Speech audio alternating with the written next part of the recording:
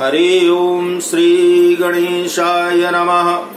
हरे परमात्मने नमः। ओम नमो भगवते वासुदेवाय। श्री सद्गुरु चरण कमलेभ्यो नमः। पहले हम लोग आज 18वें अध्याय के 58वें श्लोक का फिर से एक बार अध्ययन करते हैं। श्लोक नंबर 58। मच्चित्तः सर्व दुर्गाणि मत्प्रसादात् तरिष्यसि अथ चेत्त्वमहंकारं न श्रोष्यसि विनक्ष्यसि। ये श्लोक मैंने आज फिर से रिपीट किया क्योंकि ये श्लोक 18वें अध्याय का मूल है। भगवान अर्जुन से क्या कहते हैं कि अर्जुन, ये केवल अर्जुन नहीं मानिए, अपने को अर्जुन की जगह रख करके इसको श्रवण करिए कि आप ही अर्जुन हैं। क्योंकि भगवान ने ये कहा था कि अर्जुन, मैं तुम्हें निमित्त बना करके और ये कथा जगत के कल्याण के लिए गीता सुना रहा, तुम्हें नहीं सुना रहा। तुम तो एक निमित्त बन गए। जैसे गृहस्थी में भी निमित्त बनते हैं ना, कभी पत्नी का मन हो कि आज पिक्चर देखने जाना है, अब पता हो कि पतिदेव लेकर के जाते हैं कि नहीं, तो जो छोटा वाला बच्चा है ना उसका नाम लगा दिया, कल से ये रो रहा है, बोलता है मुझे पिक्चर देखना है, पिक्चर देखना है, दिखा दो ना। तो बच्चे के बहाने अपना नंबर लग गया, नाम लगाया बच्चे का। ऐसे ही भगवान ये ज्ञान हमें आपको सबको दे रहे हैं, निमित्त बनाया हुआ है अर्जुन को। भगवान कहते हैं अर्जुन मत चित्तः सर्व दुर्गाणि, अगर तू में अपने मन को, अपने चित्त को मुझ में लगा देगा तो क्या होगा? मत प्रसादात् तरिष्यसि महादुर्गाणि, मेरी कृपा से, मेरे आशीर्वाद से, मेरी सहायता से तू महादुर्गाणि, बड़े बड़ी विपत्तियों को, बड़े बड़े कष्टों को भी तू पार हो जाएगा अर्जुन। और अथ चेत्त्वम् अहंकारं, अहंकारम न श्रोष्यसि, अर्जुन अगर तू अहंकार करेगा और अहंकार के कारण मेरी बात को नहीं सुनेगा तो ये मान ले कि फिर क्या होगा? विनश्यसि, तेरा पतन होगा। हिंदी में बड़ा सुंदर बोले तो पतन होता है, नहीं वैसे तो भगवान ने कहा है तेरा नाश हो जाएगा, विनाश हो जाएगा। अब इसको अगर आध्यात्मिक ढंग से समझा जाए तो भगवान कहते हैं कि साधक का काम केवल संसार से विमुख हो करके और भगवान के सम्मुख होना है। कैसे विमुख? अगर हम गृहस्थी में हैं तो भगवान ने ये थोड़ी बोला है कि घर छोड़ दो, पति छोड़ दो, बच्चे छोड़ दो। भगवान का कहने का मतलब ये है कि तुम सारे संसार को, अपना संसार को मत मानो, क्योंकि ये संसार तुम्हारा नहीं है। जैसे कोई व्यक्ति किसी के यहाँ नौकरी करता है और वो रुपए गिनने का काम हो, बैंक में देखिए क्लर्क जो होते हैं बाबू, सारा दिन रुपया गिनते हैं, तो उनका रुपया गिनने का काम है, वो रुपए उनके थोड़ी, वो तो काम उनको मिला है। भगवान कहते हैं ये संसार में आए हो तो पति है, संतान है, सास ससुर है, घर है, गृहस्थी है, ये सब आपको मिला है, ये आपकी ड्यूटी है, आपका कुछ नहीं है। आप अपना, जैसे वो बैंक वाला उन रुपयों को अपना नहीं मानता, केवल उनको संभालना, उसका गिनना, संभालना, रखवाली करना उसका काम, उसी तरह इस संसार को संभालना, रखवाली करना ये आपका काम है, लेकिन वस्तुतः ये आपका कुछ भी नहीं है। इसी को कहते हैं भगवान संसार से विमुख होना। ये मानो आपका कुछ नहीं, तो आपका कौन है? भगवान। संसार से विमुख और भगवान के सम्मुख हो जाओ। अब जब भगवान के सम्मुख हो जाओगे तो भगवान क्या कहते हैं? एक गारंटी मेरी, अगर संसार से विमुख और मेरे सन्मुख हो जाओगे तो फिर ये मान लो कि अगर तुम्हारे जीवन में, तुम्हारे गृहस्थ में, तुम्हारे काम में कहीं कोई कमी रह जाएगी तो मेरी कृपा से वो सारी कमी दूर हो जाएगी। तब तुम्हारे बिगड़े काम, जो अधूरे काम है तुमसे नहीं हो पाए, वो भी आकर के मैं करूंगा। भगवान कहते हैं कि किसी तरह की कोई कमी हो जाए ना, अगर वो मेरा साधक है तो उस कमी को पूरा करना साधक की नहीं, वो मेरी जिम्मेवारी है।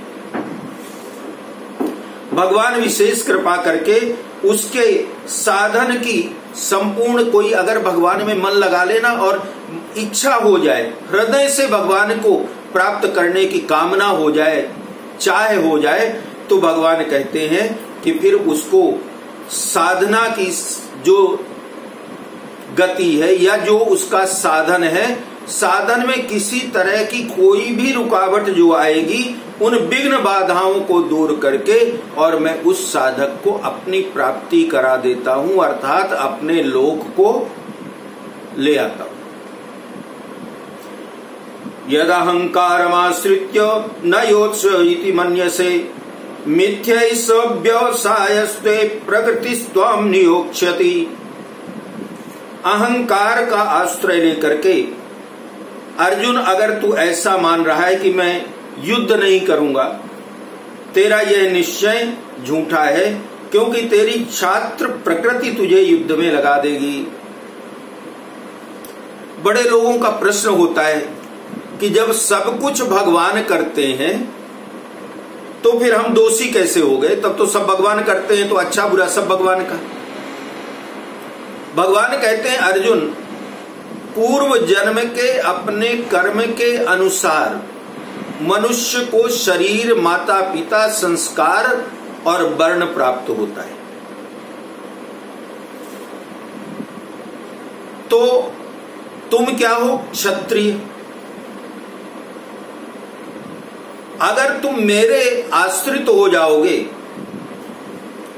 तो मैं तुम्हें मेरी प्राप्ति भी करा दूंगा और तुम्हारे सारे विघ्नों को भी दूर कर दूंगा।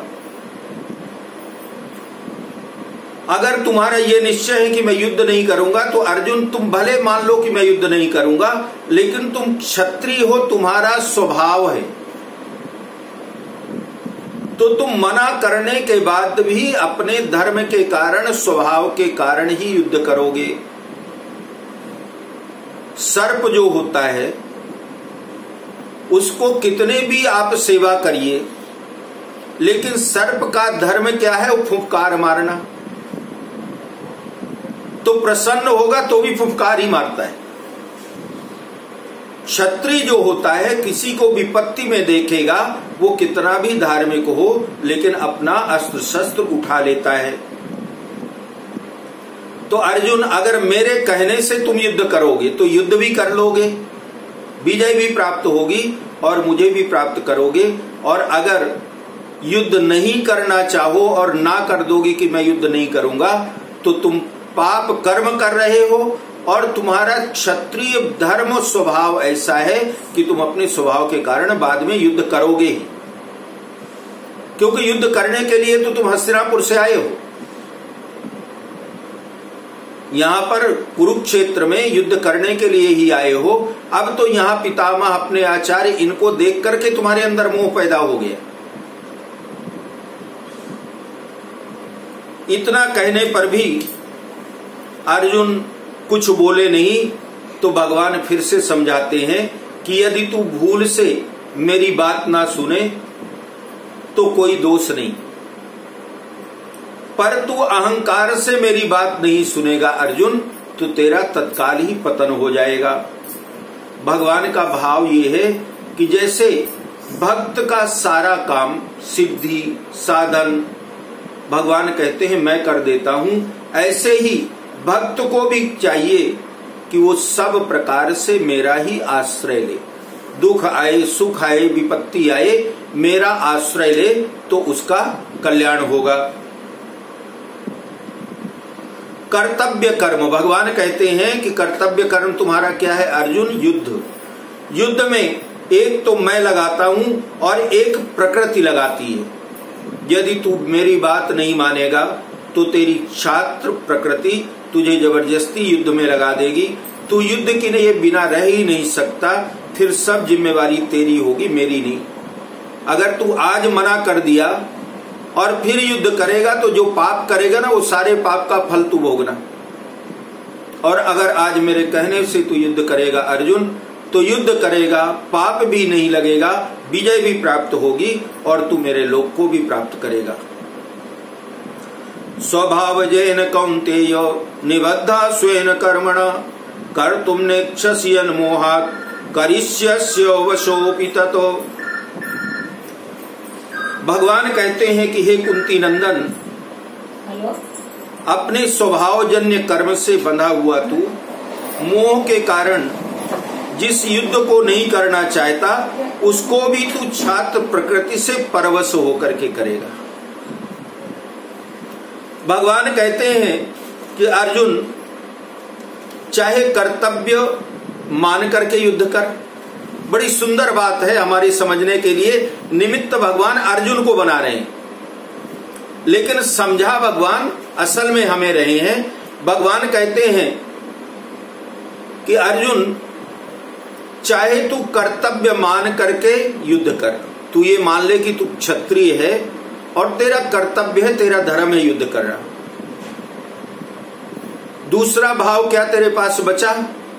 चाहे मेरी आज्ञा मान करके युद्ध कर। एक भाव है कि तू क्षत्रिय है, तेरा धर्म है युद्ध करना। दूसरा भाव है अर्जुन, मैं कहता हूं कि युद्ध कर, तो चाहे मेरा कहना मान करके कर ले। अब तू सोच ले, युद्ध तो तुझे करना ही पड़ेगा, लेकिन मेरी आज्ञा न मानने से तेरा अहंकार रह जाएगा और जिससे विहित कर्म भी बांधने वाला हो जाएगा। अर्जुन, अहंकार के साथ किया हुआ कोई भी कर्म जो होता है वो हमेशा बंधन का कारण बनता है। तो अर्जुन, अगर तू मेरा कहना ना मान करके और युद्ध नहीं करेगा, लेकिन कल ऐसी स्थिति आएगी जब तुझे युद्ध करना ही पड़ेगा। तो जब तू युद्ध करेगा, आज नहीं करेगा मेरे कहने से, और कल क्षत्रिय धर्म के कारण तू युद्ध करेगा, तो उस समय जो भी कर्म तू करेगा, तेरे कर्म के बंधन तुझे बांधने वाले होंगे। लेकिन आज अगर मेरे कहने पर कोई कर्म करेगा, तो मुझे समर्पित कर्म जो होते हैं अर्जुन, उन कर्मों के फल से मैं जीव को मुक्त कर देता हूं। तो मेरे कहने से करेगा तो उद्धार, और अपने से करेगा तो जो भी होगा परिणाम वो तुझे भोगना पड़ेगा। तो अर्जुन, अपने अहंकार से किया हुआ कर्म जो है हमें कर्म फल प्राप्त होने में बाध्य कर देता है, और मेरे लिए मेरी आज्ञा मान करके विहित कर्म करने से वह कर्म तेरे लिए कल्याणकारी हो जाएगा, तेरा उद्धार होगा वो कर्म करने से जो मेरे कहने से तू करेगा। अर्जुन, जो प्रकृति के परवश नहीं होता, जिसकी प्रकृति का मतलब होता है स्वभाव, जो स्वभाव के परवश नहीं हो, जिसका स्वभाव शुद्ध हो, महान हो, ऐसा ज्ञानी महापुरुष भी जब अपनी प्रकृति के अनुसार चेष्टा करता है, बड़ा ज्ञानी हो, बड़े शुद्ध विचार वाला हो, लेकिन मेरा आदेश ना मान करके वो अपनी इच्छा से ज्ञान के द्वारा बड़ा सुंदर सोच समझ करके भी कोई काम करता है, फिर प्रकृति के परवश हुआ तथा अशुद्ध प्रकृति वाला मनुष्य प्रकृति के विरुद्ध जो कर्म करता है वो कर्म के बंधन में बंध जाता है। भगवान कहते हैं कि ज्ञानी महापुरुष भी जब अपनी प्रकृति के अनुसार चेष्टा करता है, तो फिर प्रकृति के परवश हुआ अशुद्ध प्रकृति वाला मनुष्य जो है वो प्रकृति के विरुद्ध कर्म कैसे कर सकता है। अर्थात केवल एक ही भगवान का कहना है कि ज्ञानी हो या अज्ञानी हो, कोई भी कर्म जब वो अपनी बुद्धि से अपने हिसाब से ये मानने लगता है ना कि ये अच्छा है ये बुरा है, उस दिन वो प्रकृति के बंधन में बंध जाता है, नियमों के बंधन में बंध गया, उसके दोष कर्म के अच्छे या बुरे फल भोगने का अधिकारी बन गया। लेकिन वही व्यक्ति कोई भी काम करते हुए जब वो ये मान लेता है कि ये कर्म प्रभु के आदेश से मेरे द्वारा किया जा रहा है, भगवान को समर्पित, भगवान की आज्ञा से। देखिए अर्जुन को तो भगवान बैठे हैं बताने के लिए युद्ध कर, हमें आपके बताने के लिए तो हमारे घर में तो नहीं बैठे ना कि आप ये करो ये नहीं करो। तो भगवान यही तो कहते हैं कि आप देखिए भगवान कहाँ है आपके अंदर। कभी अगर जानना हो ना, बड़ा सुंदर सा उपाय है। हम लोग कोई भी कर्म जीवन में, कोई भी काम आप मान लीजिए, छोटा से छोटा बड़ा से बड़ा, कोई भी काम जब करते हैं अगर वो उत्तम कर्म है तब तो ठीक है, और अगर वो उत्तम कर्म नहीं है, अच्छा कर्म नहीं है, जो हमें नहीं करना चाहिए ऐसा कर्म है, तो आपके अंदर से फीलिंग्स आती हैं, आवाज आती है, ये गलत है, उसके बाद भी हम उस कर्म को करते हैं। वही तो नारायण है जो हमें बताता है क्या गलत है क्या सही है, और यही है भगवान की पहचान के वो अंदर बैठा है। और जब हम रास्ता भटकते हैं तब वो हमें बताता है कि ये नहीं करना, लेकिन जब हम मानना छोड़ देते हैं तो धीरे धीरे भगवान बताना भी छोड़ देता है। तो अगर शुरू से ये अभ्यास कर लेना, अंदर से फीलिंग्स आ रही हैं ये अच्छा नहीं है, नहीं करना चाहिए, तो आप ये मान लीजिए ठाकुर जी का आदेश हो गया, मत करिए, उसी में आपका भला हो। आप किसी बड़े का अपमान कर दीजिए, आपको किसी ने अपशब्द कहा हो और आप भी उसको अपशब्द कहिए, फिर भी आपके अंदर से एक फीलिंग आती है कि मुझे नहीं कहना चाहिए, लेकिन क्रोध के मारे हम फिर भी कहते हैं। तो जो अपने अंदर की आवाज सुन करके, इसको ऐसे समझ लीजिए कि जो अपने आत्मा की आवाज, अंदर की आवाज को श्रवण करके जीवन में कर्म करता है, वही भगवान का आदेश है। और भगवान कहते हैं कि उसके किए हुए अच्छे या बुरे समस्त कर्मों के फल का अधिकारी मैं हूं, और जिसके कर्म के फल का अधिकारी मैं बन जाता हूं, तो उस कर्म करने वाले को हमेशा फल रहित इस संसार से होकर के जो जाता है वही मेरे गोलोक को प्राप्त करता है। अगर बुरा कर्म करके जाओगे तो बुरे कर्म का फल भोगना पड़ेगा अनेक योनियों में, अच्छे कर्म करके जाओगे तो अच्छे कर्म के फल को भोगने के लिए आना पड़ेगा फिर से मां के गर्भ से। तो भगवान कहते हैं सारे कर्मों के फलों को मैं प्रसाद रूप में, मैं स्वयं ग्रहण कर लेता हूं भोग के रूप में, और प्रसाद रूप में मेरे भक्त को वही देता हूं जिसकी उसको आवश्यकता होती है, क्योंकि मैं ही जानता हूं कि किस जीव को किस वस्तु की आवश्यकता है। ईश्वरः सर्वभूतानां हृदयेऽर्जुन तिष्ठति भ्रामयन् सर्वभूतानि यंत्रारूढ़ानि माया। हे अर्जुन, ईश्वर संपूर्ण प्राणियों के हृदय में रहता है और अपनी माया से शरीर रूपी यंत्र पर आरूढ़ हुए संपूर्ण प्राणियों को उनके स्वभाव के अनुसार भ्रमण कराता है। जो ईश्वर सबका शासक है, नियामक, पालक, संचालक, सब कुछ है, वह अपनी शक्ति से उन प्राणियों को घुमाता है जिन्होंने शरीर को मैं और मेरा मान रखा है। जो इस शरीर को अपना मान लेता है कि ये मेरा है, तो भगवान कहते हैं मैं उसी को घुमाता हूं संसार के बंधनों, क्योंकि उसको अहंकार हो गया। जैसे कोई रेलगाड़ी में बैठ जाए, तो जब वो रेलगाड़ी में बैठ गया तो बैठ गया रेलगाड़ी में। अब जब रेलगाड़ी जहां भी जाएगी वहीं उसको जाना पड़ेगा। वो चाहे कि अपने डिब्बे को अलग कहीं रूट में डाइवर्ट कर ले, वो नहीं कर सकता। ऐसे ही मनुष्य जब तक शरीर रूपी इस गाड़ी में सवार है, मैं और मेरे पन का संबंध मानता है, तब तक ईश्वर उसे उसके स्वभाव के अनुसार जन्म और मरण रूप संसार के चक्र में घुमाते रहते हैं। शरीर के साथ मैं, मेरे पन का संबंध न रहने पर ईश्वर की माया उसे संचालित नहीं करती। हम लोग कहते हैं भगवान की माया के बंधन में बंधे हैं। भगवान के माया का बंधन तभी हमसे दूर हो सकता है, उस बंधन से हम तभी छूट सकते हैं जब हमारे अंदर में मैं और मेरेपन का भाव नहीं रहेगा। तमेव शरणं गच्छो सर्वभावेन भारतो तत्प्रसादात् परां शांतिं स्थानं प्राप्स्यसि शाश्वतम्। हे भरत वंशोद्भव अर्जुन, तू सर्वभाव से उस ईश्वर की ही शरण में चला जा। उसकी कृपा से तू परम शांति को और अविनाशी परम पद को प्राप्त हो जाएगा। भगवान अर्जुन को समझाते हैं कि अर्जुन, ये जीव उस परमेश्वर का ही अंश है और इसीलिए भगवान ईश्वर की शरण में जाने की आज्ञा देते हैं। उत्तरकांड में रामचरितमानस में ईश्वर अंश जीव अविनाशी ऐसा वर्णन किया गया है कि ईश्वर का जो अंश ये जीव है, ये आत्मा है, ये अविनाशी है, इसका कभी नाश नहीं होता।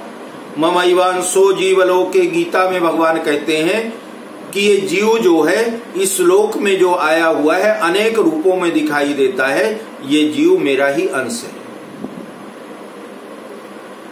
तो इसीलिए भगवान ईश्वर की ही शरण में जाने की आज्ञा देते हैं। ईश्वर की शरण लेने से अहंकार नहीं रहता। जब हम ये मान लेते हैं ना कि सब कुछ करने वाला, शरण लेने का मतलब होता है सर्वस्व उसी को मान लेना। और जब ईश्वर को सर्वस्व मान लेते हैं तो जो भी कर्म हमारे द्वारा किए जाते हैं उस कर्म का कर्तापन का अभिमान नहीं आता। हम उस कर्म का कर्ता भी उस परमेश्वर को ही मानते हैं। और जब कर्तापन का अहंकार नहीं आएगा, भगवान कहते हैं जब तक जीव ईश्वर से के वश में, शरण में नहीं होता, तब तक वो प्रकृति के वश में होता है। प्रकृति हमें क्या करती है? माया मोह के बंधन में डाल करके और अनेकों प्रकार की योनियों में जन्म लेने के लिए मजबूर बनाती है हमें अपने कर्मों के द्वारा। अगर हम प्रकृति के वश में रहे, संसार की माया के वश में रहे, और अगर भगवान के वश में हो गए, भगवान भरोसे हो गए, तो ये माया के बंधन से मुक्त हो जाएंगे। तो फिर बार बार जन्म और मृत्यु के बंधन से छुटकारा मिल जाएगा। भगवान कहते हैं कि अर्जुन, सबके हृदय में अंतर्यामी रूप से स्थित जो जीव है, जो ईश्वर है, वही भगवान श्री कृष्ण है, वही मैं हूं। और भगवान श्री कृष्ण ही सबके हृदय में अंतर्यामी रूप से विद्यमान रहते हैं। तो इति ते ज्ञानमाख्यानम गुह्यात् गुह्यतरम मया विमृश्य तदशेषेण यथेक्षसि तथा कुरु। अंत में भगवान क्या समझाते हैं अर्जुन को कि अरे अर्जुन,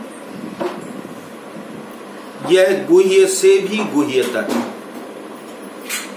गोपनीय से भी गोपनीय है जो मैंने तुम्हें सुनाया है अर्जुन।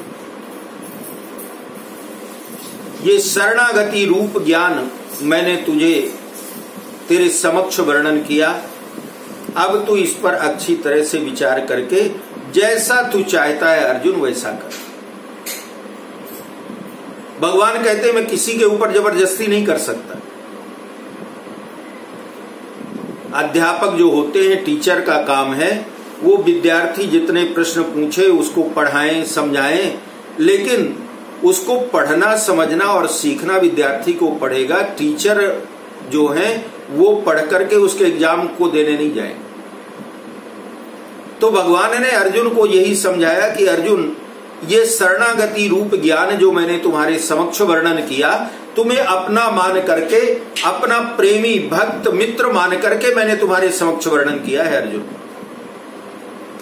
अब अगर मेरे बताए हुए मार्ग में तुझे चलना है तो अच्छा है, और नहीं चलना है तो ना चल, कोई जबरदस्ती नहीं है। तू जैसा चाहता है अर्जुन वैसा कर। ये देखिए, ये वाक्य हमारे लिए भी, भगवान अपने भक्त को, जिस अर्जुन के भगवान सारथी बने हुए, भक्त के कल्याण के लिए भगवान सारथी बन गए, रथ चला रहे हैं, और रथ चलाने वाले परम परमेश्वर, परम पिता, जगदाधार, जगदीश्वर सारथी जिसके बने हैं, उस अर्जुन के ऊपर वो दबाव नहीं डालते। हम लोग घर में अगर भोजन बना के दे देना, घर संभाल लेते हैं, तो कितनी दादागिरी दिखाते हैं। मैं तो ये करती हूं, मैं तो ये कर लेता हूं, पति कहेंगे मैं कमा के लाता हूं, घर चलाता हूं, पत्नी कहती मैं घर संभालती हूं। अरे आप अपना घर संभालते हो क्योंकि आप दोनों एक दूसरे के लिए ही तो आए हो। भगवान तो अर्जुन के लिए नहीं आए थे ना, अर्जुन ने भगवान का कोई भला कर दिया था, ना कुछ अलग से स्पेशल सेवा कर दी थी। उसके बाद भी भगवान सारथी बने हैं। तो इतना बड़ा उपकार अर्जुन के ऊपर भगवान कर रहे हैं, तो भगवान ये नहीं कह सकते थे कि मैंने जैसा कहा वैसा ही करना, नहीं रथ छोड़ के जा रहा हूं, तू जान तेरा काम जाने। भगवान ने ऐसा नहीं कहा। और ये ना कहना भगवान का हमें सीख देता है कि अगर परिवारजन नहीं कहना मानते, नहीं हमारे अनुकूल चलते, तो भी हम अपने कर्म का त्याग उनके कारण नहीं कर देंगे। भगवान का कहना अर्जुन नहीं माने तो भगवान सारथी का काम छोड़ दे। भगवान ने नहीं कहा मैं तेरा सारथी नहीं बनूंगा। भगवान ने कहा मैंने तुझे मार्ग बताया, मानना है तो मान ले और नहीं मानना है तो ना मान, क्योंकि मानने और ना माने दोनों का जो कर्म फल होगा अर्जुन वो तुझे ही भोगना पड़ेगा। यही गीता का ज्ञान है जी। जब तक ये हमारे जीवन में नहीं उतरेगा तब तक गीता सुनने भर से उद्धार नहीं होना। त्रिलोकीनाथ भगवान, कितना सुंदर शब्द, तू जैसा चाहता है अर्जुन वैसा कर। कोई दबाव नहीं कि तुझे युद्ध करना ही पड़ेगा। भगवान के अतिरिक्त कोई ऐसा हो सकता है? तो जब भगवान दबाव नहीं कर डाल सकते किसी के ऊपर, हमें कहां से अधिकार मिल गया? 2 दिन की चांदनी है, 2 दिन के लिए आए हैं, फिर यहां से चले जाएंगे। उसके बाद हम ये सोचते हैं सबको अपने वश में करके रखें।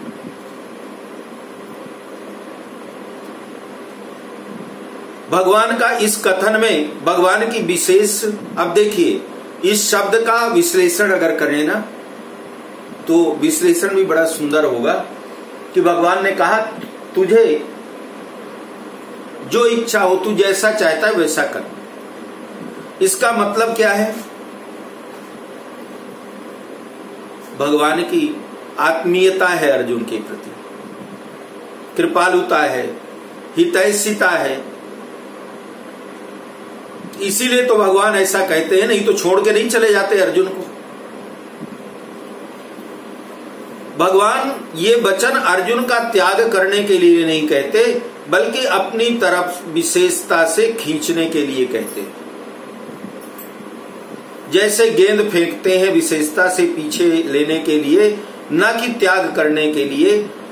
तो अंतर्यामी निराकार ईश्वर की शरणागति की बात कह करके अब भगवान अर्जुन को अपनी तरफ सगुण साकार की तरफ खींचना चाहते हैं।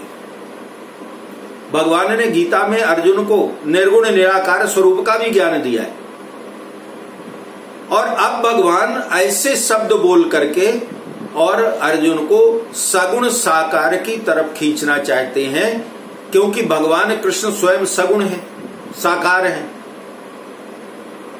और साकार का ही तो कहना अर्जुन को मानना है जब युद्ध लड़ना है।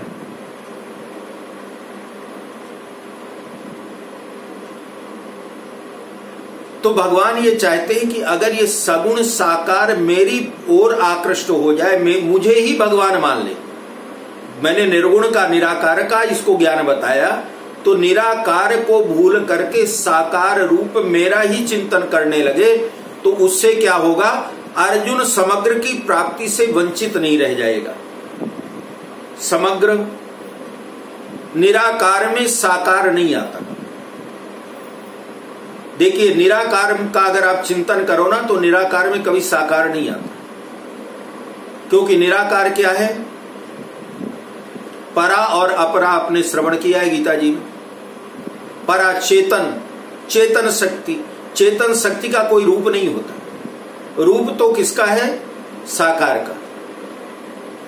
लेकिन साकार जो होता है, साकार में निराकार भी आ जाता है, क्योंकि साकार शरीर वाला हो गया और उसके अंदर की जो चेतन शक्ति है वो निराकार हो गई। तो साकार में साकार निराकार दोनों हैं, और निराकार में साकार नहीं केवल निराकार ही है। तो ज्यादा फायदे का काम वहां है जहां डबल है, साकार भी और निराकार भी दोनों एक साथ। तो भगवान ने ब्रह्म का जो ज्ञान निराकार का अर्जुन को दिया, तो अब भगवान ये चाहते हैं कि ये मुझ तरफ, मेरी तरफ आकृष्ट हो जाए, साकार की तरफ, क्योंकि मैं साकार और निराकार दोनों हूं। और जब मेरी तरफ आकृष्ट हो जाएगा तो मेरे आदेश का पालन करेगा, और जब मेरे आदेश का पालन करेगा तो उत्तम कर्म करेगा, और उत्तम कर्म करेगा तो इसे मेरी प्राप्ति हो जाएगी। कितना सोचते हैं भगवान अपने भक्त का। सर्वगुह्यतमं भूयः शृणु मे परमं वचः, इष्टोऽसि मे दृढ़मिति ततो वक्ष्यामि ते हितम्। भगवान कहते हैं कि अर्जुन, सबसे अत्यंत गोपनीय सर्वोत्कृष्ट वचन एक बार फिर से सुन ले। सर्वगुह्यतमं भूयः शृणु मे परमं वचः। भगवान कहते हैं अर्जुन, मैंने तुझे बहुत सारी बातें सुनाई, बड़े सुंदर सुंदर ज्ञान सुनाए, लेकिन एक ज्ञान, एक बात जो अभी तक मैंने छिपा करके रखी थी, और जो सर्वोत्कृष्ट जितना अभी तक तूने ज्ञान सुना ना, उन सबसे अच्छा है, ऐसी बात मैं तुझे बताने वाला हूं। अर्जुन तो हाथ जोड़ करके बैठा ही है। भगवान कहते हैं कि अर्जुन, इष्टोऽसि मे दृढ़मिति। अर्जुन, तू मेरा परम प्रिय मित्र है। अभी तक भगवान ने अर्जुन को ये नहीं कहा था। अब भगवान कहते हैं अर्जुन, ये मैंने छिपा करके रखा था, तू मेरा परम प्रिय मित्र है, इसलिए यह विशेष बात मैं तुझे कहना चाहता हूं। कर्म योग जो होता है ये गुह्य है, गोपनीय है। अंतर्यामी निराकार परमात्मा की शरणागति गुह्यतर है। परमात्मा के प्रभाव की बात गुह्यतम है, और साकार परमात्मा की शरणागति सर्वगुह्यतम है। निराकार की शरण में जाने से मुक्ति हो जाती है। निराकार की अगर कोई शरण में जाए ना तो ये जीवन मुक्त हो जाएगा, लेकिन साकार की शरण में अगर कोई जाता है तो मुक्ति तो मिलती ही है, और साथ साथ भगवान के प्रेम की, भक्ति की भी प्राप्ति होती है। निराकार में शरण मिलती है, मुक्ति मिलती है निराकार की शरण से, लेकिन साकार की शरण में जाने से मुक्ति के साथ साथ भगवत प्रेम की भी प्राप्ति होती है। भगवान ने भक्ति के प्रसंग में ही परम वचन कहे हैं। अर्जुन ने भगवान से कहा था कि प्रभु, मैं आपका, ये गीता जी के 10वें अध्याय में वर्णन आया है, तो अर्जुन ने भगवान से कहा था कि प्रभु मैं आपका शिष्य हूं। शिष्यस्ते हम, ये दूसरे अध्याय के 7वां श्लोक है। अर्जुन कहता है महाराज मैं आपका शिष्य हूं, पर भगवान यहां कहते हैं कि इष्टोसी, तू मेरा प्रिय मित्र है। भगवान अर्जुन को ये नहीं कहते तुम मेरे भक्त हो, भगवान कहते हैं तुम मेरे प्रिय हो। इसका मतलब ये है, देखिए गीता जी का एक एक शब्द इतना गुह्य है क्योंकि ये वेदांत का सार है। भगवान से अर्जुन कहते हैं दूसरे अध्याय में कि शिष्यस्ते हम, हे प्रभु मैं आपका शिष्य हूं। और भगवान क्या कहते हैं, इष्टोसी, तुम मेरा शिष्य नहीं, तुम मेरे इष्ट हो, मित्र हो।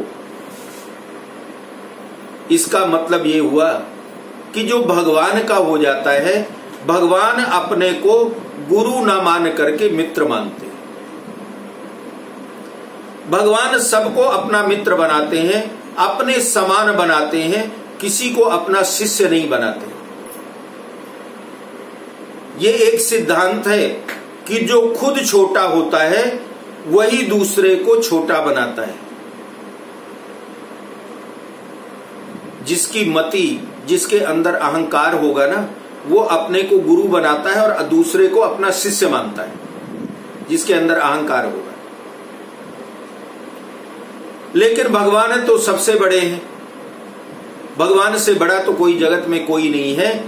तो भगवान कभी किसी को छोटा नहीं बनाते, भगवान सबको अपने बराबर का बनाते हैं। और भगवान कहते हैं कि सब मेरे अंश हैं, इसलिए सब मेरे समान ही है, कोई ना छोटा है और ना मैं बड़ा हूं।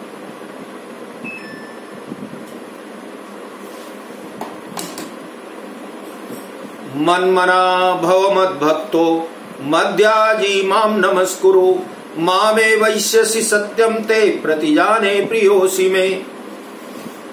भगवान कहते हैं, ये अर्जुन के लिए नहीं, हमारे आप सबके लिए। मन मना भव मद भक्तो, हे अर्जुन तू मेरा भक्त बन जा, मुझ में मन वाला हो जा। अर्थात मैंने जो तुझे समझाया ना, जैसा मैं सोचता हूं, मैंने ज्ञान दिया, उसी प्रकार तू भी अपने मन को बना ले, वैसे ही मन वाला तू भी हो जा, मेरा पूजन करने वाला हो जा। पूजा का मतलब होता है सेवा। और मुझे नमस्कार कर। अर्जुन, ऐसा करने से तू मुझे ही प्राप्त हो जाएगा, यह मैं तेरे सामने सत्य प्रतिज्ञा करता हूं, क्योंकि तू मेरा अत्यंत प्रिय है। भगवान का भक्त होना, भगवान में मन लगाना, उनका पूजन करना और उन्हें नमस्कार करना, ये कितने हुए? 4 चीजें हुई। भगवान में का भक्त हो जाना, भगवान में मन को लगाना, भगवान का पूजन करना और भगवान को प्रणाम करना। भगवान कहते हैं ये 4 साधन हैं, भक्त होना, मन को लगाना, पूजन करना और नमस्कार करना। ध्यान से समझिए, भगवान कहते हैं 4 साधन हैं मुझे प्राप्त करने के। 4 में से एक भी साधन ठीक तरह से होने पर शेष के जो 3 साधन हैं वो उस भक्त में स्वतः ही अपने आप ही आ जाते हैं। कैसे? अगर भगवान के भक्त हो गए तो मन तो लगेगा ही, और जब भगवान में मन लगेगा तो भोजन भी करोगे तो भगवान को अर्पित करके करोगे, स्नान करोगे भगवान का नाम लेकर के करोगे, तो यही तो ठाकुर जी की पूजा है। और उन्हें प्रणाम भी करोगे।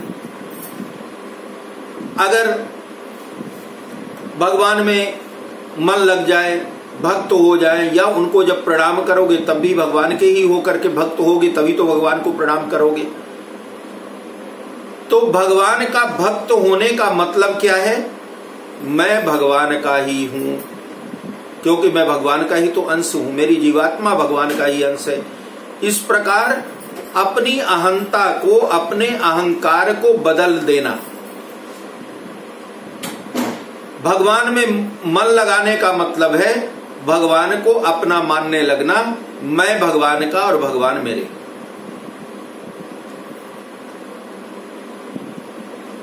भगवान का पूजन करने का मतलब है घर गृहस्थी के अपने जितने भी काम करते हैं सारे काम भगवान को समर्पित,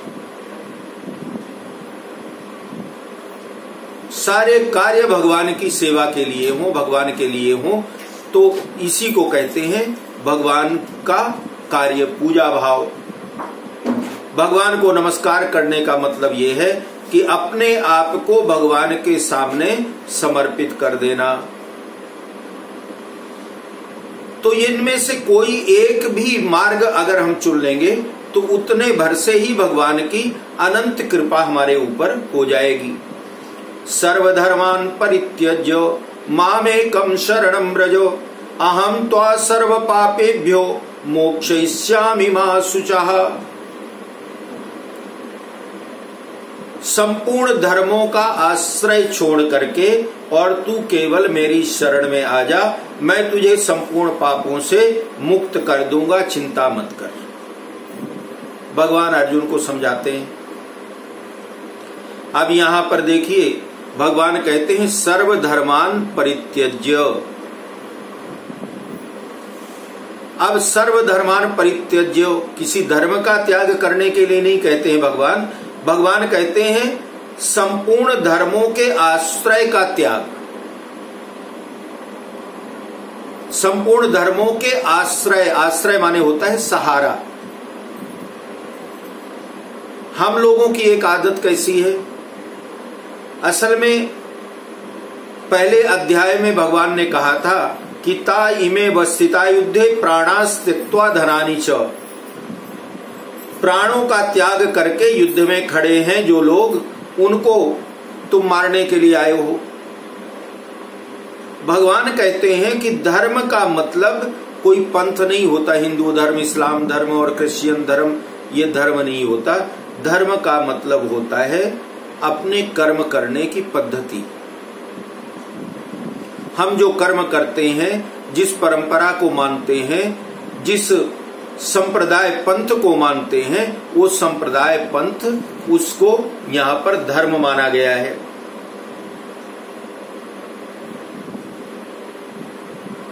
अब देखिए भगवान कई जगह गीता में ऐसे शब्द आए हैं जिन शब्दों का अर्थ समझना थोड़ा मुश्किल हो जाता है। जैसे अभी मैंने बताया कि पहले अध्याय में भगवान कहते हैं कि अर्जुन, ये जितने भी युद्ध करने के लिए आए हैं, ये सब प्राणों की आशा का त्याग करके युद्ध में खड़े हैं, क्योंकि प्राणों का त्याग करके कोई युद्ध में कैसे खड़ा हो सकता है? जिंदा रहेगा तभी तो कोई युद्ध में खड़ा होगा। तो इसी तरह धर्म का त्याग करने का मतलब ये नहीं होता है कि हमारा जो धर्म संप्रदाय है, जिसको हम मान रहे हैं, उसका त्याग कर दें। भगवान का कहने का मतलब है सर्वधर्मान परित्यज्य, सब धर्मों के आश्रय का त्याग लेना चाहिए। भक्त की दृष्टि में भगवान की शरणागति का जितना महत्व है, उतना धर्मों, कर्तव्य कर्मों का नहीं है। भगवान का कहने का मतलब ये है। धर्म के त्याग का जो भगवान मतलब बताते हैं ना, धर्म के त्याग का मतलब ये है कि आपका पूजा पाठ, व्रत, उपवास, तीर्थ जाना, उद्यापन, ये सब कुछ भगवान की शरणागति के लिए हो, भगवान को समर्पित हो। ये कर्तव्य कर्म जो हैं, इन्हीं को भगवान ने यहाँ पर धर्म कहा है। तो इन सभी प्रकार के कर्तव्य कर्मों का त्याग करके केवल भगवान का आश्रय लेना, भगवान पर आश्रित हो जाना, भगवान पर समर्पित हो जाना, इसी को कहते हैं सर्वधर्मान परित्यज्य। शरणागति को लेकर के भगवान कहते हैं मामेकम शरणम ब्रजो। सर्वधर्मान, सभी प्रकार के जो क्रियाकलाप हैं, पूजा पाठ है, धर्म का आश्रय है, जो भी आप कर्तव्य करते हैं, कर्म करते हैं, उन सब कर्मों का, कर्तव्यों के फलों का त्याग करके मामेकम शरणम ब्रजो, बाहर से सब के लिए। अब देखिए, मामेकम शरणम ब्रज, मेरी एक शरण लो, बाकी सबको छोड़ दो, नहीं। भगवान कहते हैं बाहर से सबके साथ प्रेम, आदर, सत्कार का व्यवहार करते हुए भी भीतर से केवल भगवान का ही आश्रय लेना चाहिए। अर्जुन पापों से छूटना चाहते थे, इसलिए भगवान ने भी पापों से मुक्त करने की बात कही है। वास्तव में केवल पापों से मुक्ति ही शरणागति का फल नहीं, पापों से मुक्ति मोक्ष का फल है, और शरणागति से मनुष्य मोक्ष के साथ साथ भगवान के परम प्रेम अंत रस को भी प्राप्त कर सकता है। इसीलिए भक्त को पापों से अथवा दुखों से मुक्ति पाने की इच्छा न रख करके केवल भगवान की शरण में चले जाना चाहिए। क्यों शरण में चले जाना चाहिए? कि अगर हम कुछ पाने की इच्छा रखेंगे, कुछ पाने के लिए भगवान की शरण में जाएंगे, तो जो चीज चाहिए, जिसको पाने के लिए शरण में जाएगा, वो तो मिल जाएगी। मतलब हमारी मिलने की जो लिमिट है ना, वो बड़ी सीमित हो जाएगी। मिलने वाली जो चीज है वो सीमित हो जाएगी, क्योंकि हम कुछ चाहते थे, उसी को पाने के लिए भगवान की शरण में गए। लेकिन अगर हम कुछ ना चाहने की इच्छा करके भगवान की शरण में जाएंगे, कुछ भी, मुक्ति भी नहीं चाहिए, मोक्ष कामी भी नहीं। देखिए प्रहलाद, ध्रुव, विभीषण जैसे जो भगवान के अनन्य भक्त थे, भगवान ने वरदान मांगने को कहा, इनमें से किसी ने भगवान से मोक्ष नहीं मांगा। आपने सुना है किसी ने कहा है कि भगवान मुक्ति दे दो? किसी ने नहीं मांगा। और क्यों नहीं मांगा? क्योंकि मुक्ति तो मिल गई, लेकिन उसके बाद मुक्ति का फल भोग करके फिर जन्म लेना पड़ेगा।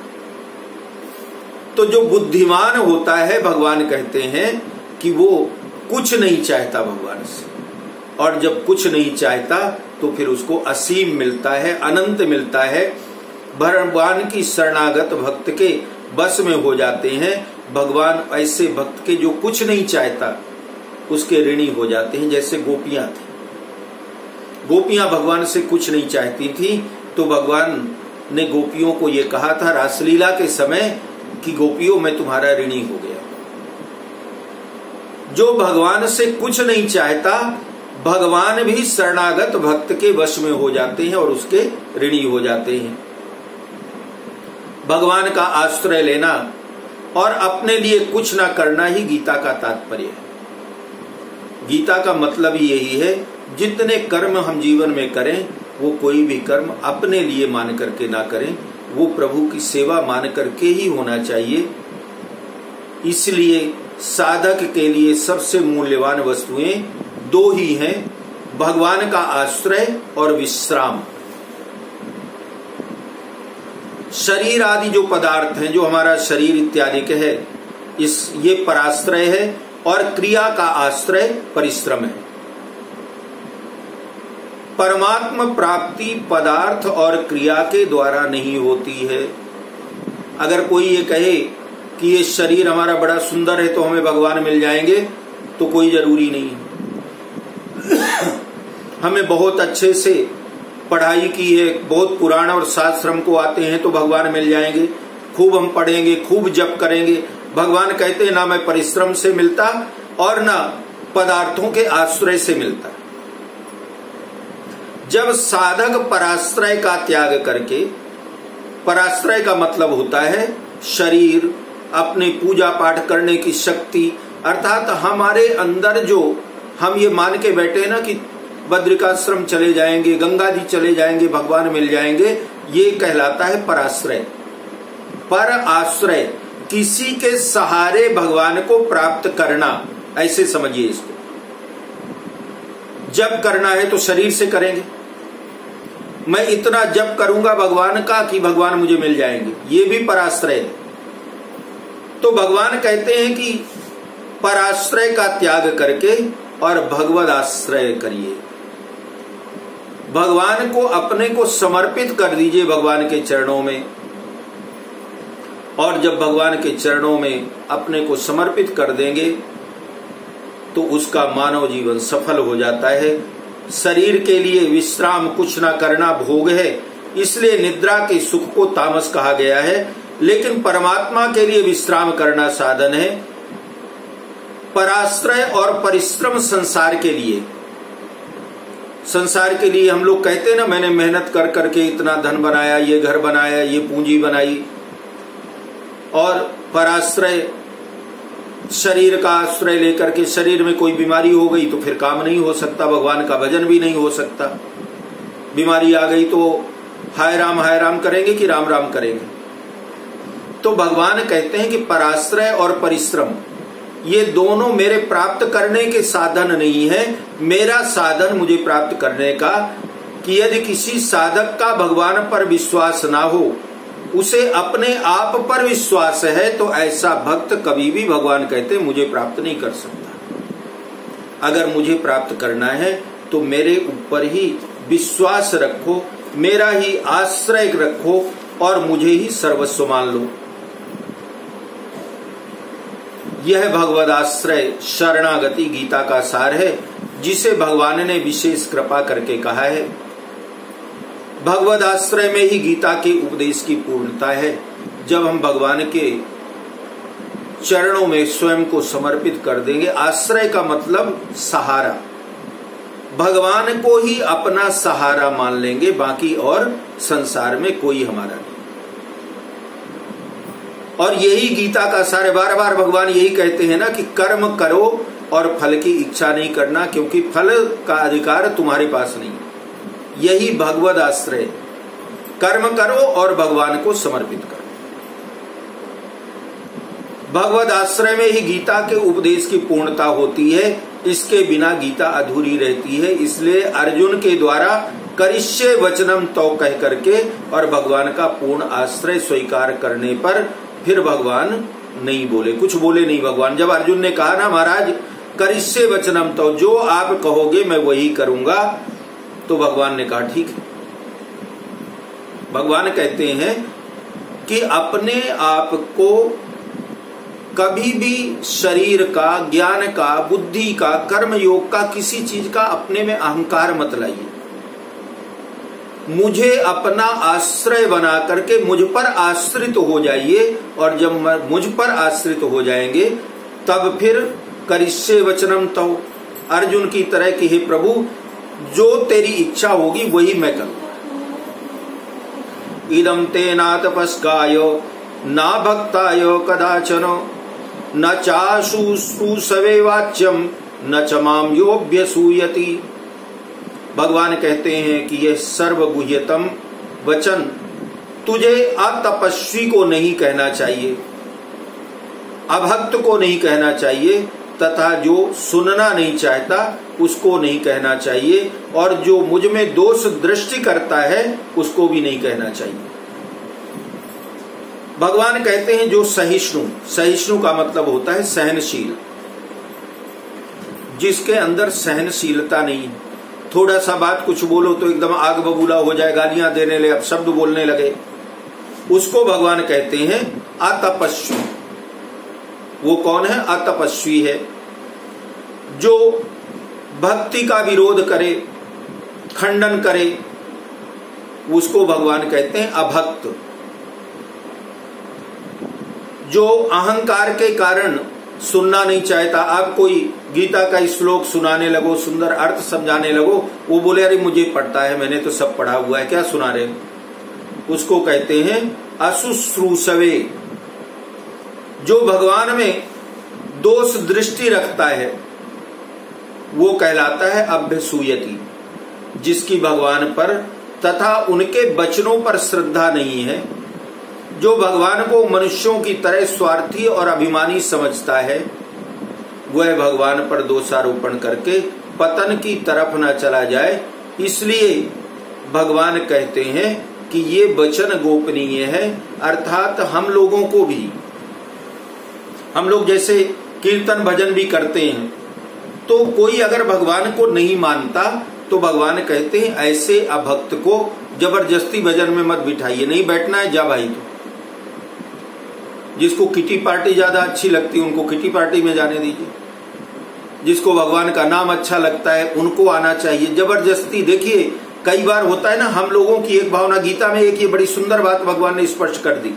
हम लोगों को कई बार ऐसा होता है ना, किसी से प्रेम है, सहेली ही है, कोई अपना साथी है, तो ये लगता है कि चलो इसको भी थोड़ी भगवान की तरफ लगाएं, भाई तुम भी आ जाओ, सत्संग में आओ, भजन करो, कीर्तन करो। उसका मन नहीं लगता तो भगवान कहते हैं ऐसे जो अभक्त है ना उनको छोड़ो, क्योंकि उससे होता क्या है, कहीं ऐसा ना हो कि वो अपने अभक्त पने से आपके मन में जो भगवान के लिए श्रद्धा है उस आपकी भी श्रद्धा को कहीं बिगाड़ न दे। क्योंकि कभी कभी संगति के कारण अच्छे लोग भी बुरे संगति में चले जाते हैं। तो इसलिए जो अभक्त हो,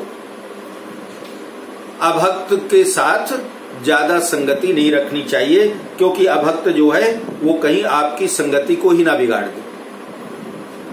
खुद तो बिगड़ाइए, आपको भी अपनी लाइन में ना लगा दे। या इदम परमं गुह्यम मद्भक्ते स्वविदास्यसि भक्तिं मयि परां कृत्वा मामे वैश्यत्य संशयः। मुझ में पराभक्ति करके जो इस परम गोपनीय संवाद गीता ग्रंथ को मेरे भक्तों में कहेगा वह मुझे ही प्राप्त होगा, इसमें कोई संदेह नहीं है। अब इस श्लोक में भगवान कहते हैं मुझ में पराभक्ति करके, जो केवल भगवान की भक्ति का उद्देश्य रख करके और निस्वार्थ भाव से। अब यहां पर देखिए, ये हम लोगों के लिए बड़ा काम का श्लोक है। हम लोग कथा सुनाने जाएंगे ना, भागवत सुनाने, गीता सुनाने, तो पहले ये तय करते हैं जी हमारा दक्षिणा इतने होता है, इतना होता है, अगर आपको इतना देना है तो हम आपके यहाँ कथा करने आएंगे। यहाँ भगवान क्या कहते हैं कि भगवान की भक्ति का उद्देश्य निस्वार्थ भाव। हमारे दादाजी एक बात बोला करते थे, मुझे उन्होंने ही भागवत पढ़ाया है शुरू में, तो वो मुझे हमेशा ये बात याद रखती है, और जो लोग मुझे जानते हैं उनको पता भी है कि काफी कुछ मैंने उस सिद्धांत को अपने जीवन में उतार करके भी रखा है। तो दादाजी हमारे ये कहा करते थे कि बेटा, भगवान का नाम जो है वो अमृत है, और कौन सा अमृत? जो इस शरीर को जिलाने वाला नहीं, इस जीवात्मा को अमरत्व प्रदान करने वाला। अमरत्व का मतलब भगवत शरणागति, और भगवान का नाम लेना, भगवान की कथा कल्प वृक्ष है। तो जो भगवान की कथा करेगा वो कल्प वृक्ष है, कल्प वृक्ष के नीचे बैठा हुआ है। भगवान की कथा करने वाला कल्प वृक्ष के नीचे बैठा रहता है। और कल्प वृक्ष का काम क्या है? जो भी कामना करो, मांगना नहीं पड़ता, जो मन में इच्छा होगी कल्प वृक्ष उस इच्छा को पूरी करता है। तो जो भगवान की कथा करते हैं वो कल्प वृक्ष के नीचे बैठे। तो जब हम कल्प वृक्ष के नीचे बैठे हैं तो फिर आप लोगों से क्यों मांगे? आप क्या दे सकते हो? संसार से मांगना छोड़ करके और निस्वार्थ भाव से केवल भगवत स्मरण करना, भगवान की कथा सुनना और सुनाना, ये धर्म मान करके जो जीवन में चलता है उसको कभी कोई कमी नहीं होती। भगवान यहाँ कहते हैं कि भक्ति का उद्देश्य रख करके निस्वार्थ भाव से जो इस परम गोपनीय गीता को भक्तों में सुनाता है वह भगवान को प्राप्त होता है। किसको सुनाता है? भक्तों को, जो सुनना चाहते हैं। जबरदस्ती नहीं कि भाई बैठो गीता सुन लो। आज एक दृष्टांत याद आता है कि एक कोई पंडित जी हमारे जैसे थे, पढ़ लिख करके बनारस से और आ रहे थे अपने गांव। अब चलते चलते रास्ते में हो गया अंधेरा, भूख प्यास बड़ी जोर की लगी थी, तो एक छोटा सा गांव दिखा। उस गांव में पंडित जी अपना पोथी पत्रा लिए, भागवत की किताब लिए थे, लिए चले गए। जब वहां गए तो वो निरक्षर लोगों का गांव था, वहां कोई पढ़ा लिखा नहीं, सब धूर्तों का, मूर्खों का गांव। पंडित जी जब पहुंचे, चंदन उंदन लगाए, तो एक ने आकर के पूछा कि कौन हो भाई? वो बोले हम भागवत कथाकार हैं। अब वो दौड़ता गया तो जो उनका जमींदार था, जमींदार के पास गया और जमींदार से बोला महाराज कोई भागवत कथाकार आए। तो उसने बोला था भागवत कथाकार कि मैं भागवत कथाकार हूं। और वो जो चेला था, निरक्षर मूर्ख का गांव था, तो उसने आकर के बोला कि महाराज भागवत आई। अब ये गया, जाके पूछा, बोले अच्छा भागवत आई है, ले आओ, बुला लाओ भागवत को। अब वो पंडित जी आए, आकर के चबूतरे में बैठ गए। अब वो लोग सब मूर्ख लोग थे, उनको क्या पता भागवत क्या है, क्या ब्राह्मण है, क्या पंडित है। तो उन्होंने पूछा अच्छा भाई क्या है? तो बोले हम भागवत कथा करते हैं। तो बोले ठीक है, कल सुबह भागवत कथा कर लेंगे। उन्होंने बोला लेकिन कल सुबह करोगे, आज रात को भोजन प्रसाद तो चाहिए। तो बोले ठीक है, भोजन प्रसाद मिलेगा। उनको कुछ आटा वगैरह दे दिया, उन्होंने बना के खाया। अब सवेरा हुआ, सारा गांव इकट्ठा हुआ, बोले भागवत आई है। अब भागवत आई है तो जमींदार ने बोला अच्छा महाराज ये बताओ कि भागवत क्या करेगी? उन्होंने कहा कि भाई बैठो तुम लोग, तब मैं सुनाऊं कि भागवत क्या है। तो बोले ऐसे नहीं, भागवत है क्या वो बताओ। अब वो बेचारा किताब लिए था, किताब दिखाया, बोले ये है भागवत। बोले ये थोड़ी भागवत होती है। महाराज वो मूर्ख लोग ऐसा उसको घेरे, ऐसा घेरे, और अंत में बोले कि अब देखो महाराज ऐसा है, आप हमारे यहाँ आए हो, कल रात को हमारे यहाँ का आपने भोजन कर लिया। अब अगर आप ये चाहते हो कि जिंदा चले जाओ तो हमारे साथ कुश्ती लड़नी पड़ेगी, और कुश्ती लड़के हम ये देखेंगे कि भागवत जीतती है कि हम जीतते। और अगर भागवत जीतेगी तो ठीक है, और अगर भागवत नहीं जीती तो यही गड्ढा खोद के हम गाड़ देंगे। पंडित जी ने कहा ठीक है। पंडित जी फंस गए, चारों तरफ से घेरा था लोगों ने। पंडित जी ने कहा ठीक है, अब गड्ढा खोदो। अब गड्ढा खुदवाया गया, और गड्ढा खोदने के बाद फिर पंडित जी ने कहा कि चलो अब भागवत होगी। जमींदार ने को पंडित जी ने कहा कि देखो भाई तुम हो जमींदार, तो तुम ही भागवत करो मेरे साथ। वो सब लोग यही बोलते थे भागवत करना है। पंडित जी ने भगवान का स्मरण किया कि प्रभु अब मेरी रक्षा करो, नहीं तो ये तो मेरी भागवत यहीं कर देंगे आज। अब उस गड्ढे में पंडित जी उतरे, जमींदार साहब भी उतरे। अब शर्त ये थी कि एक वहीं रह जाएगा गड्ढे में, उसके ऊपर मिट्टी डाल दी जाएगी, जो हार जाएगा, और जो जीत जाएगा वो ऊपर आ जाएगा।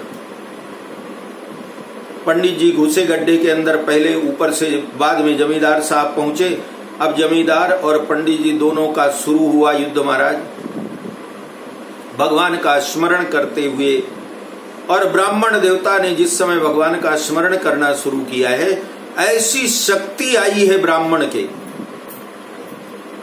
कि एक बार में ही ब्राह्मण देवता ने उठा करके उस जमींदार को ऐसे पटका कि महाराज सांस चढ़ने लगी। उसने चिल्ला करके आवाज लगाई, भाई एक काम करो, भागवत जीत गई, भागवत जीत गई, मैं हार गया, जल्दी जल्दी सीढ़ी लगाओ। पंडित जी ने बोला नहीं, अब सीढ़ी नहीं लगेगी, पहले एक काम करो, 1000 स्वर्ण मुद्राएं भागवत को चाहिए जीतने का, नहीं तो यहीं मरोगे तुम, मैं मिट्टी डलवाऊंगा। उसने बोला ठीक है मिल जाएगी। बोले बिल नहीं जाएगी, पहले 1000 स्वर्ण मुद्रा चाहिए, फिर भागवत यहां से ऊपर जाएगी। तो महाराज 1000 स्वर्ण मुद्रा मिली, और पंडित जी वो 1000 स्वर्ण मुद्रा लेकर के सारे गांव के लोग प्रणाम पैर पड़ने लगे, भागवत जीत गई, भागवत जीत गई। जमींदार को घसीट मसीट के निकाला किसी तरह जिंदा, और वहां से पंडित जी चले, और चल करके अपने गांव चलते चलते पहुंचे। तो भागवत कल्प वृक्ष है, अगर भागवत की कोई शरण में आ जाए तो भागवत कभी भी उसको ना तन से, ना मन से, ना धन से कभी भी दुखी नहीं होने देती। भगवान इसीलिए कहते हैं कि ये परम गोपनीय है भगवान का नाम गीता भागवत, और इसको उसी को बताना चाहिए, सुनाना चाहिए जो उसके योग्य है, या जो सुनना चाहता है, जो भक्त है भगवान का। जो भोजन, शयन, शौच, स्नान आदि क्रियाओं को भी भगवान के अर्पित कर देता है। भगवान कहते हैं कि मेरा भक्त कैसा होना चाहिए। आप लोगों ने सुना होगा कि एक कोई आदमी था, उसकी आदत पड़ गई थी कि गुरुजी ने बोला बेटा तू और तो पढ़ा लिखा है नहीं, कुछ आता जाता नहीं, तो तू राम राम राम राम राम राम जपा कर। उसने बोला ठीक है गुरुजी। अब वो राम राम जपते जपते जपते उसकी ऐसी आदत हो गई कि जब वो शौच के लिए जाए, टॉयलेट वगैरह में जाए, तो भी राम राम राम राम जपता रहे। हनुमान जी को बड़ा क्रोध आया। हनुमान जी ने कहा कि ये मूर्ख टॉयलेट में बैठा है, अशुद्ध है, तो भी राम राम जप रहा है। तो हनुमान जी ने जाकर के एक घूंसा लगा दिया। अब घूंसा लगाकर हनुमान जी तो चले गए। शाम के समय भगवान की जब चरण सेवा करने लगे तो भगवान ने कहा पीठ में बहुत दर्द है। जब देखा हनुमान जी ने, बोले महाराज ये चोट बड़ी गहरी लगी है, कैसे लग गई? बोले हनुमान जी तुम्ही ने तो मारा है। तो हनुमान जी ने कहा महाराज ऐसा पाप, मैं आपके चरणों का सेवक हूं, मैं आपके ऊपर हाथ कैसे उठा सकता हूं? भगवान ने कहा वो भगत मेरा जो, तो बोले महाराज अशुद्ध था। शौच के लिए बैठा था, राम राम जप रहा था मेरे प्रभु का नाम अशुद्ध अवस्था में, तो भगवान ने कहा शुद्ध हो या अशुद्ध हो, जब तो मेरा ही नाम रहा था ना, तो तुमने उसको मारा और तुम्हारा भूसा उसको लगता तो वो कहाँ रहता, अब तक तो उसका कल्याण हो गया होता। तो इसीलिए उस भूसे का बेग मुझे सहना पड़ा, क्योंकि मेरा नाम लेने के कारण उसको भूसा पड़ा। शुद्ध हो रहा हो या शुद्ध रहा हो। तो यहां पर गीता में भी भगवान यही कहते हैं कि जो भोजन करते हुए, शयन सोते में, शौच करने में, स्नान करने में, कोई भी शारीरिक क्रिया कर रहा हो और अगर वो अपनी समस्त क्रियाएं भगवान को समर्पित कर देता है तो वह भी भगवान को प्राप्त हो जाता है। फिर जो केवल भगवत भक्ति का उद्देश्य रख करके भगवत वाणी गीता का प्रचार करता है, भागवत का प्रचार प्रसार करता है, वो तो भगवान को प्राप्ति हो जाएगा, इसमें किसी तरह का कोई संशय और संदेह नहीं है। न च तस्मान् मनुष्येषु कश्चिन् मे प्रियकृत्तमः भविता न च मे तस्माद् अन्यः प्रियतरो भूयि। भगवान कहते हैं कि हे अर्जुन, जो मेरा भक्त होता है, जो मेरे इस ज्ञान का प्रचार प्रसार करेगा, उसके समान मेरा अत्यंत प्रिय कार्य करने वाला मनुष्यों में कोई भी नहीं है, और इस भूमंडल पर उसके समान मेरा कोई दूसरा प्रियतर होगा भी नहीं, जिसका एकमात्र भगवत प्राप्ति का, भगवत प्रेम का ही उद्देश्य है। जो गीता के अनुसार ही अपना जीवन बनाना चाहता है, ऐसा साधक ही गीता के प्रचार का अधिकारी होता है, ऐसा साधक ही भगवान का अत्यंत प्रिय कार्य गीता प्रचार करने वाला है। जो लोगों को गीता में लगाता है, उसके समान पृथ्वी मंडल पर भगवान का कोई दूसरा प्रियतर नहीं होगा। भगवान कहते हैं कि देखिए, जब तक गीता से उसे खुद प्रेम नहीं होगा, तब तक वो दूसरे को क्या प्रेमी बनाएगा। इसलिए गीता का प्रचार प्रसार, गीता भागवत का ज्ञान लोगों को वही भक्त समझा सकता है जो खुद गीता के से प्रेम करता है, भगवान से प्रेम करता है। तो आज यहीं पर विश्राम। अगले सत्र में 18वें अध्याय के 70वें श्लोक से आगे हम लोग गीता जी का स्वाध्याय करेंगे। बोलिए श्री कृष्ण कन्हैया लाल की जय।